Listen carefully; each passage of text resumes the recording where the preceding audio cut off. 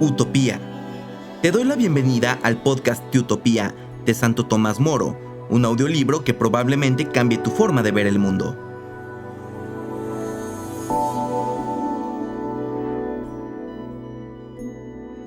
Tienen en gran aprecio, por el contrario, los milagros, obras independientes de las fuerzas naturales. Están convencidos que son obra y testimonio de la presencia divina, saben que son relativamente frecuentes en sus tierras, según la tradición, y, en ocasiones graves y señaladas, los solicitan con rogativas públicas y así los obtienen. Consideran que es como un culto grato al Señor la contemplación y goce de la naturaleza. Hay muchos que, arrastrados por su sentimiento religioso, descuidan otros estudios, no se preocupan de otros negocios y hasta se privan de las distracciones y juegos. Están convencidos de que si practican buenas obras y ayudan a sus prójimos, tienen asegurada su eterna felicidad después de la muerte. De esta manera, unos se dedican a cuidar a los enfermos, otros cuidan las calles, estos limpian los fosos, aquellos reparan los puentes o acumulan arena, arreglan el césped, llevan en carreteras de 2 bueyes maderas, frutos y otras mercancías. Todo ello lo hacen no solo para utilidad pública, sino también en provecho de los particulares, actuando en todo ello más como empleados que como servidores. Muchas tareas que se asustarían a cualquiera por su dureza y el esfuerzo exigido, ellos las realizan con alegría y satisfacción. De esta manera proporcionan a los demás un descanso mientras ellos se entregan a un trabajo continuo. No se lo echan en cara, sin embargo, pues ni buscan censurar a los demás ni alabarse a sí mismos. Cuanto más duro y abnegado es su trabajo, más grande es el aprecio en que se les tiene. De estos existen 2 clases en Utopía. Una es la de los célibes, se abstienen de toda relación amorosa e incluso de todo consumo de carnes. Los hay quienes ni prueban la carne de los animales y se abstienen de todos los placeres del mundo como peligrosos. Solo les interesa la vida futura, a la que aspiran entre privaciones y ayunos con rostro alegre, pues esperan llegar pronto a su destino. La otra, animosa como esta, prefiere sin embargo el matrimonio y sus placeres. Lo tienen como cosa natural y así dan hijos a la patria. No se privan de ningún placer siempre que no les sea nocivo para el trabajo. Comen carnes de cuadrúpedos en el convencimiento de que devorándolas son más fuertes en sus trabajos. Los utopianos piensan que estos son más prudentes y a los otros los tienen por más perfectos. Si alguno de los célibes que no se casan y siguen con honestidad una vida austera quisiera defender su punto de vista como el mejor con razonamientos humanos, sería ridiculizado por los otros. Pero como abrazan ese género de vida por motivos religiosos, todos les respetan y reverencian. Es un principio sagrado para ellos no invocar nunca a la ligera un motivo religioso. Los llaman en su lengua butrescos, que traducido a nuestro romance equivale a religiosos. Sus sacerdotes resplandecen por su santidad. Son muy pocos, no puede haber en cada ciudad más de 13, uno por cada templo. Cuando hay guerra van 7 con los soldados y en tal caso, eligen en las ciudades otros tantos sustitutos.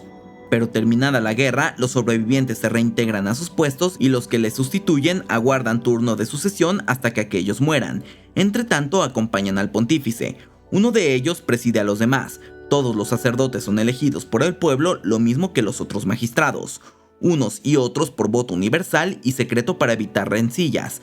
Presiden los actos de culto, se preocupan del estudio de la religión y son como los censores de las costumbres públicas. Es gran afrenta para cualquier ciudadano el que un sacerdote le llame la atención y reprenda por su vida y costumbres.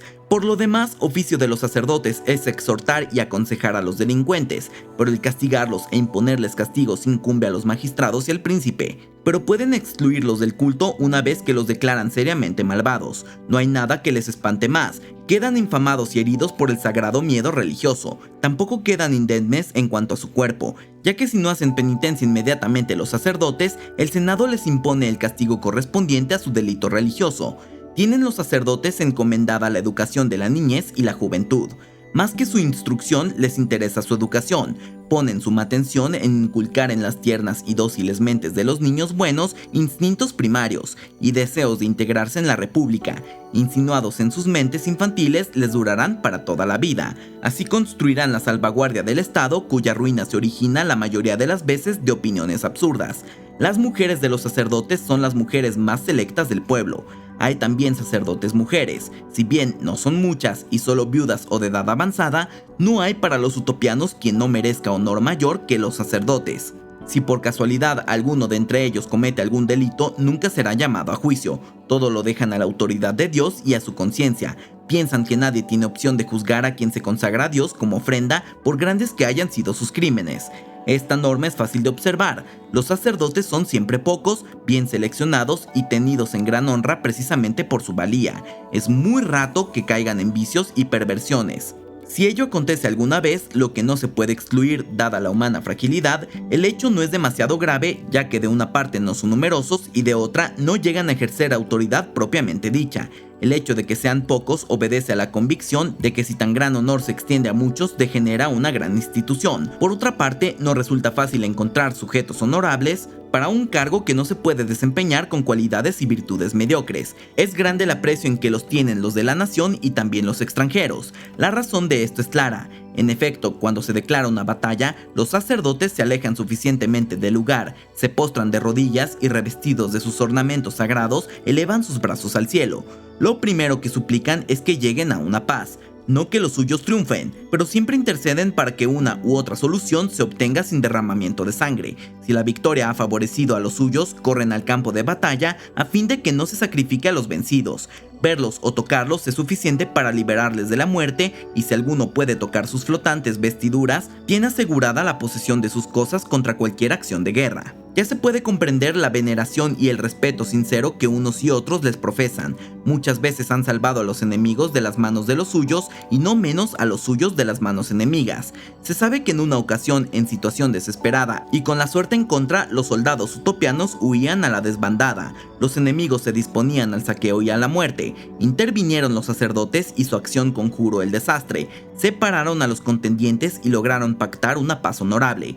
Nunca han tropezado con gente tan feroz, cruel o bárbara que no haya considerado como sagrado e inviolable el cuerpo sacerdotal de los utopianos. En Utopía son festivos los días primero y último del mes y del año. Los meses se rigen por el movimiento de la luna, los años por el movimiento del sol. A los días primeros los llaman sinemernos, a los últimos trapemernos, que es lo mismo que decir primeras primifestos fiestas y últimas finifestos fiestas. Hay en el país pocos templos, pero todos magníficos tanto por su lujo como por su grandiosidad, dado que tienen que ser capaces de albergar a un pueblo tan numeroso, y todos ellos son de una dulce penumbra que no es debida a impericia de los constructores, sino a un propósito de los sacerdotes. Piensan estos que una luz intensa disiparía los pensamientos, mientras que una tamizada y discreta penumbra concentra el espíritu y centra la meditación. No es la misma religión profesada por todos, pero las varias creencias y ritos están orientados a un mismo fin por caminos diferentes, es decir, a la adoración de la majestad divina. Por esta razón, nada se ve ni se oye en los templos que pueda ser contrario a cualquiera de estas tendencias. Si alguna secta tiene un rito sagrado que sea privativo suyo, lo realiza dentro del ámbito particular. Los ritos comunes están ordenados de forma tal que nunca contradicen los cultos privados. No se ve en los templos ninguna representación de la divinidad, cada uno se lo imagina como crea conveniente desde su credo. No tienen tampoco nombre alguno para invocar a Dios, usan el nombre de Mitra para nombrar de alguna forma al Ser Supremo, sea cual sea su naturaleza. Tienen unas oraciones que todos pueden rezar sin contradecir sus propias creencias. En los días finifestos se reúnen en el templo por la tarde y lo hacen en ayunas para darle gracias a Dios por el feliz remate del mes o del año que acaba. Al día siguiente, que es primifesto, se reúnen por la mañana en el mismo templo para pedir juntos que sea igualmente feliz y dichoso el mes o año que comienza. En los finifestos, antes de ir al templo, en sus casas las mujeres se echan a los pies de sus maridos y a los hijos a los pies de sus padres y piden perdón, bien porque hicieron lo que no debían, bien porque no cumplieron lo que eran obligados a hacer. De esta manera, si alguna nubecilla de discordia familiar se iba formando, se desvanece de forma que puedan intervenir en los divinos oficios con ánimo sereno y limpio. Intervenir con ánimo torcido se tiene por sacrilegio. Por lo mismo, si son conscientes de odio o rencor contra alguien, no intervienen en los sacrificios sin antes reconciliarse, temerosos de la justicia divina y poseídos con un santo temor. Una vez en el templo, los hombres se sitúan en la parte derecha y las mujeres separadas en la parte izquierda. Lo hacen de manera que los varones se sitúan todos delante del padre y las madres se sientan cerrando el grupo de las mujeres. Cuidan que desde fuera y con cuidado puedan ejercer su autoridad y disciplina los que la ejercen ya en casa. Por ello procuran que los jóvenes se mezclan con los demás de su edad. No sea que mezclándose unos con los otros jóvenes gasten en travesuras el tiempo que se debe emplear en fomentar el temor de Dios, el mayor y quizás único acicate de las virtudes.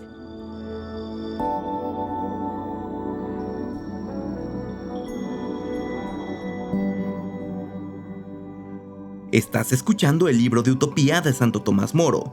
Si te está gustando o sirviendo de alguna manera, no dudes en compartirlo en tus redes sociales. También recuerda seguirnos en tu plataforma favorita.